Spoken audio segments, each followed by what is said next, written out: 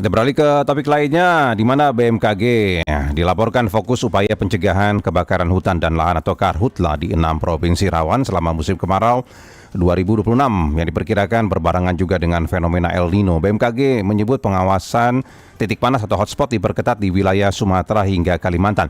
6 provinsi yang menjadi fokus pengendalian Karhutla yaitu Riau, Jambi, Sumatera Selatan, Kalimantan Barat, Kalimantan Tengah, dan Kalimantan Selatan. Seperti apakah kerawanan Karhutla di 6 provinsi ini? Kami sudah bersama dengan Deputi Bidang Modifikasi Cuaca BMKG Tri Handoko Seto. Anda juga bisa bergabung bersama kami, silakan ya di 0213523172 atau di 0213862375 atau di 0213844545.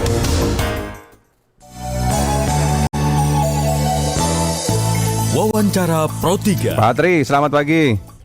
Selamat pagi, Mas. Pagi, Pak Tri. Jadi kerawanan Karhutla di 6 provinsi ini seperti apa sebenarnya, Pak? Kan tahun ini itu diprediksi akan terjadi El Nino. Ya.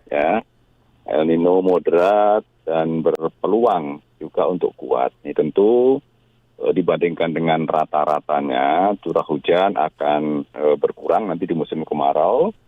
Kemudian akibatnya potensi Karhutla di provinsi-provinsi yang rawan Karhutla, khususnya di Sumatera dan Kalimantan, itu akan meningkat tentu saja lebih rawan daripada tahun kemarin. Ya. Tapi kalau dilihat dari kondisi cuaca seperti ini ya Pak, yang sudah musim panas juga di berbagai daerah, apakah di wilayah 6 provinsi ini sudah mulai terlihat banyaknya hotspot, laporannya begitu, Pak Tri? Tentu fluktuatif ya, bahkan sebenarnya di bulan April kemarin ya kita juga sudah melaksanakan operasi modifikasi cuaca. Ya. Karena di provinsi-provinsi itu seperti Riau, Kalimantan Barat, Sumatera Selatan itu sudah mulai terjadi peningkatan hotspot, sehingga kita lakukan operasi dan sekarang kondisinya cukup membaik. Nanti akan kita pantau lagi, ya, apakah indikator-indikator yang menunjukkan potensi terjadi Karhutla muncul kembali. Ya, jadi modifikasi cuaca ini sebagai langkah antisipasi begitu ya Pak, atau pencegahan begitu ya Pak Tri? Ya, tentu saja kita harapkan ya, sebelum terjadi kebakaran hutan, kita sudah melakukan antisipasi dengan modifikasi cuaca, karena kita bisa melihat data-data sesungguhnya ya, misalnya sudah berapa hari tidak hujan.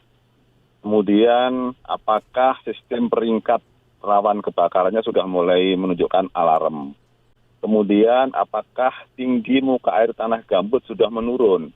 Karena gambut kering, mudah terbakar dan mudah dibakar. Lalu kita perhatikan juga prediksi cuacanya.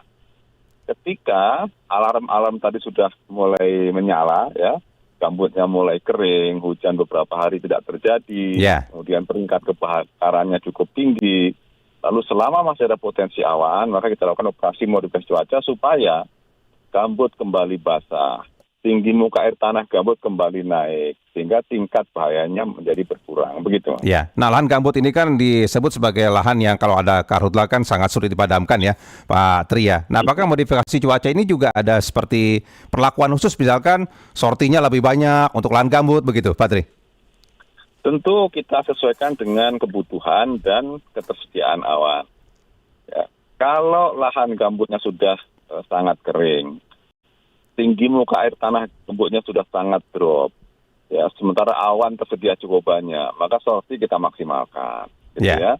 Jadi semua itu akan ada dinamika di lapangan, bagaimana kita menyusun strategi untuk operasi modifikasi cuaca. Ya, biasanya atas permintaan Pemda dulu atau bagaimana itu Pak prosedurnya Pak untuk modifikasi cuaca? Untuk modifikasi cuaca yang khusus Karhutla, itu biasanya kami BMKG bersama BNPB dan teman-teman di Pemda memantau situasinya. Ya, ketika situasinya sudah menunjukkan tanda-tanda yang ada potensi Karhutla, maka ekosistem OMC Karhutla bekerja. Sistemnya itu ada BMKG, BNPB, kemudian ada Kementerian Kehutanan, Kementerian Lingkungan Hidup, Pemda, dan sebagainya. Kita rapat.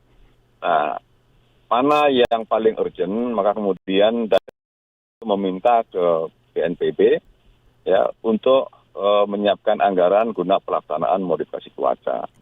Lalu kita bahas kembali, oke, berarti di sana sudah waktunya. maka kami BMKG memberikan rekomendasi pelaksanaan. Sebaiknya daerah ini dilaksanakan kapan, gitu.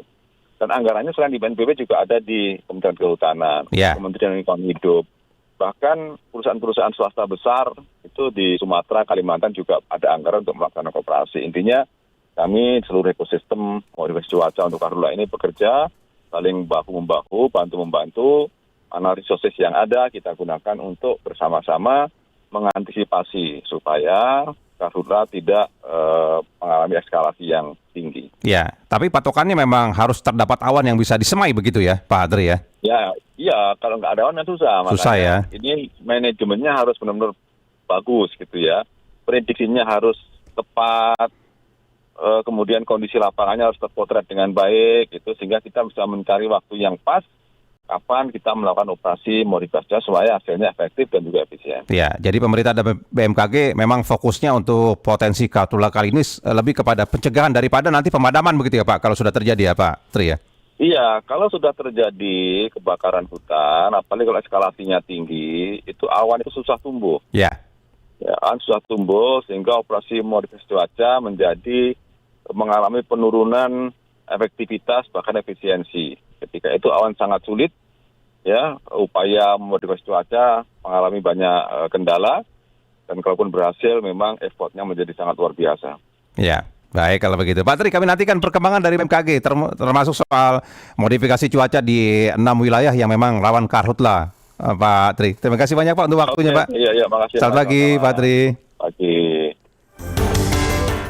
Jadi Anda juga bisa berbagi informasi cuaca juga atau berkomentar mengenai perbincangan kita tadi ya. Karena BMKG menyampaikan akan fokus ke upaya pencegahan karhutla di 6 provinsi, yaitu di Riau, Jambi, Sumatera Selatan, Kalimantan Barat, Kalimantan Tengah, dan Kalimantan Selatan. Salah satunya dengan operasi modifikasi cuaca.